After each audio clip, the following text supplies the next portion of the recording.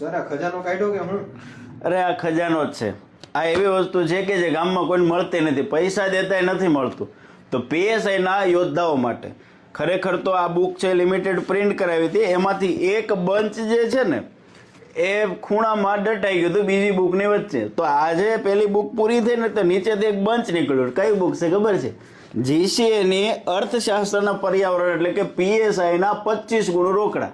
આ બુક છે ને માર્કેટમાં બધા યોદ્ધાનો જોતી છે, પણ પૈસા દેતા બુક જ નહોતી ને બીજી પ્રિન્ટ કરાવી નહોતી, કારણ કે લિમિટેડ એડિશન આપણે છાપી હતી.